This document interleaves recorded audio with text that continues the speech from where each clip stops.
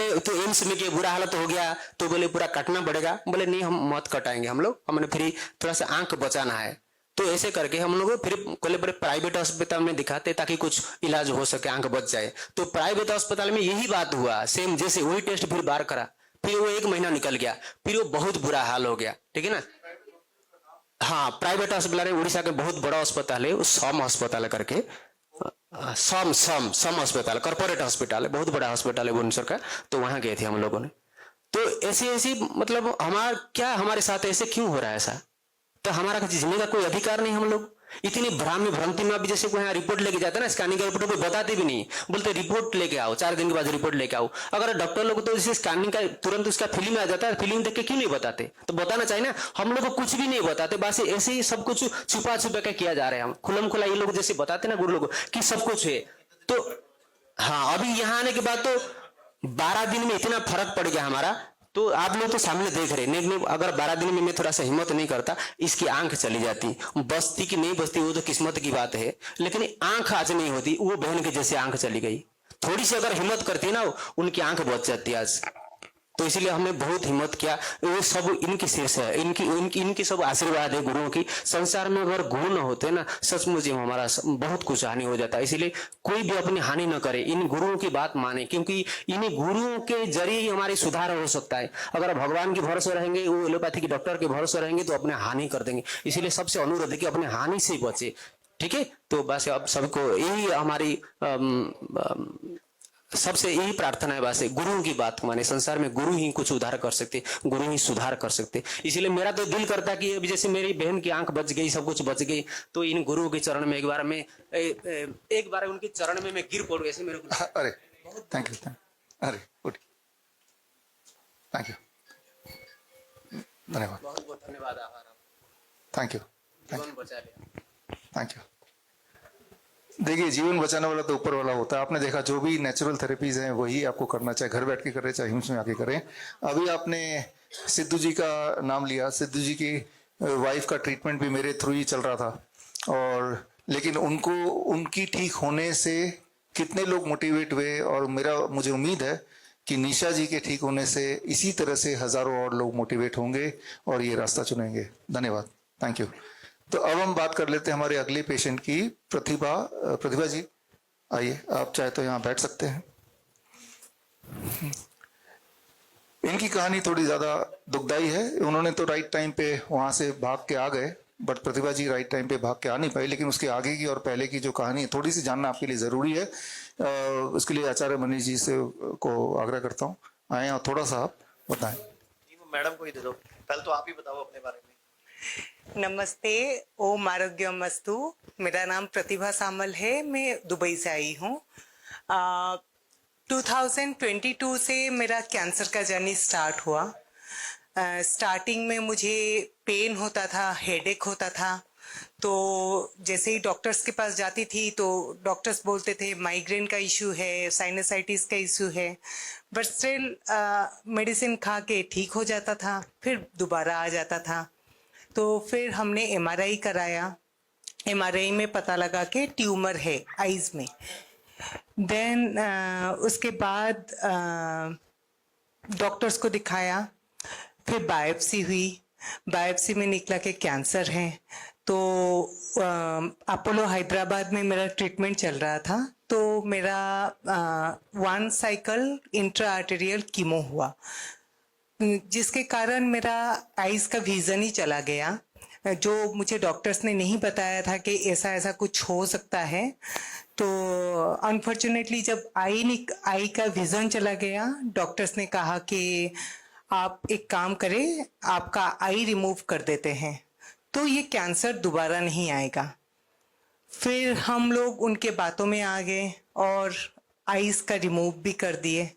फिर स्कैनिंग में आया, ये पिक्चर है जी, ये मेरा ओरिजिनल। नहीं करी थी इन लोगों ने, हाँ जी, वो हम लोगों ने गाइड करा, फिर इन्होंने खुला ही छोड़ दिया था जख्म जी, और रोज पस निकलता था, कभी पानी निकलता था, हाँ। कभी पस निकलता था, कभी पानी निकलता था, कभी इन्फेक्शन होता था। ये सबसे पहले हमारे पास नवी मुंबई आए थे, आज से लगभग 6 महीने पहले, और 19 दिन रहे थे, और जो 19वें दिन की फोटो खींची थी हमने ये वाली, तब इनका इन्फेक्शन 15 दिन से काफी हद तक कवर हो गया तब था। सूख गया था। पहले तो मेरा पूरा सूजन हो जाता था, स्वेलिंग आ जाती थी, पस निकलता था, बहुत प्रॉब्लम था क्योंकि मेरा रेडिएशन भी दिया गया था, 33 साइकिल का रेडिएशन, जिसके कारण मेरे आईज और ये पूरा पार्ट सुन भी पड़ गया था, मतलब टच करो तो पता नहीं लगता। फिर मुझे पता लगा हिम्स के बारे नहीं, में। उससे पहले आपको ये बोला गया कि अब 4th स्टेज हो गया है। जी जी, एक्चुअली इनको उससे पहले जवाब दे दिया था कि थोड़े दिन के मेहमान हो।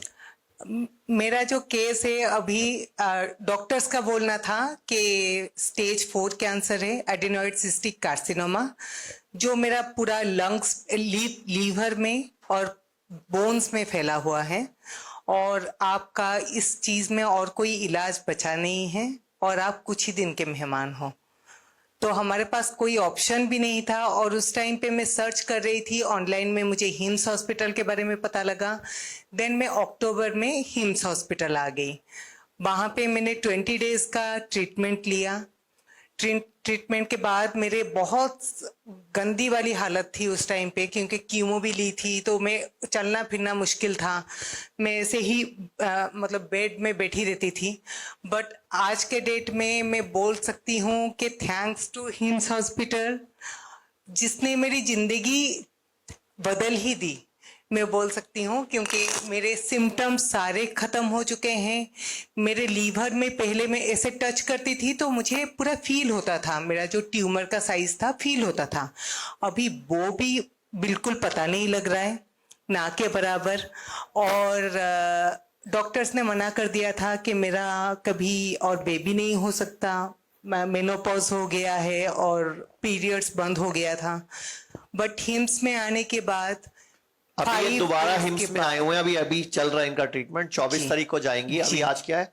आज ये 17 यानी तारीख। कि अभी दोबारा आए हुए इनको 18 दिन। इनको अभी दोबारा आए हुए लगभग 24 दिन हो गए हैं। मतलब जी। 19 दिन लगाए थे इन्होंने पहले मुंबई में, अभी ये मेरठ में है। जी। और इस बार जब ये आए हैं तो 6 दिन में इनके पीरियड्स भी शुरू हो गए आने। जी। और 4 दिन पहले 5 दिन पहले इनका मुझे फोन आया कि मेरे लीवर वाली गांठें भी, जो मुझे लीवर में अभी फील होती थी, वो बिल्कुल भी पता चली। नहीं लग रहा। अभी वो हाँ। लीवर में दर्द भी नहीं है और गांठ भी गायब है।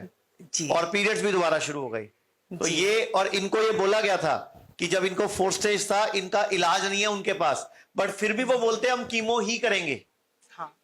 मतलब बोलते, डॉक्टरों ने क्या बोला कि इलाज नहीं है, आपके पास कुछ दिन बचे हैं। तो इन्होंने, मैं क्या करूं? तो बोलते नहीं, हम फिर भी कीमो ही करेंगे। और फिर इनकी कीमो हुई, रेडिएशन हुई, और उसके बाद इनकी हालत बहुत बुरी हो गई। इनको सारा दिन दर्दें होती थी, बैठा नहीं जाता था, पेन्स होती थी। और इनकी भी हिम्मत है, गंदी वाली बैक पेन होती थी, जिसके कारण मैं पूरा लेटी ही, मतलब मेरे लिए उठना भी बहुत ही मुश्किल हो गया था। एक सिचुएशन ऐसा भी था। बट आज के डेट में मेरे शरीर में पेन भी नहीं है, मुझे देख के कोई बोल भी नहीं सकता मैंने कि मैं इनको बोला स्टेज कि आपने 4 मिसेस कैंसर इंडिया हूं। में पार्टिसिपेट करना है, दुबई में भी करना है, इंडिया में भी करना है, और आपने एक मोटिवेशनल ट्रेनर बनना है, दुनिया को मोटिवेट करना है, ताकि डॉक्टर की बातों में आके, जैसे इन्होंने आंख खो दी और इनकी आंख निकाली ये कह के थी कि अगर आंख निकाल देंगे तो कैंसर पूरी बॉडी में फैलेगा नहीं। और ये 100% बोल रहा था इनको। डॉक्टर ने बोला 100% चांस है, आप आंख निकलवा लो अपनी, तो आपकी बॉडी में कैंसर नहीं फैलेगा। और उसके अगले पेट स्कैन में लीवर में, बोन्स में, पेट में, हर जगह कैंसर फैल गया। फिर वही डॉक्टर बोल रहा है अब आपके पास दिन बहुत कम है, 1.5 महीना है कि 2 महीने है, पता नहीं है। और आज मैडम को उस बात को 1 साल हो गया, जिंदा घूम रही है आपके सामने। अब या तो उनकी आत्मा घूम रही है या वो सच घूम रही है। और एक चीज मैं बताना चाहती हूँ कि जब भी मेरी मौत होगी, वो कभी कैंसर के चलते तो नहीं मरूंगी, क्योंकि हिम्स हॉस्पिटल आने के बाद इतना इंसान के अंदर में कॉन्फिडेंस आ गया है। इनके ट्रीटमेंट और इनके जो भी प्रोटोकॉल है, उसके चलते मेरी लाइफ बदल ही गई है। तो मैं इतना खुश हूँ आज के डेट में। मेरा एक 7 साल का बेटा भी है। अब तो ऐसा है कि मैं कैंसर को मारूंगी, मैं खुद नहीं, उससे मरने वाली। जी। अगर आप diabetes, hypertension, heart disease, cancer, chronic kidney disease, liver failure etcetera से परेशान हैं और पूरी तरह से दोबारा स्वस्थ होना चाहते हैं, by correcting your body clock, by correcting your circadian rhythm, contact कीजिए अपने ही शहर में the nearest doctor BRC clinic और डॉक्टर BRC हॉस्पिटल।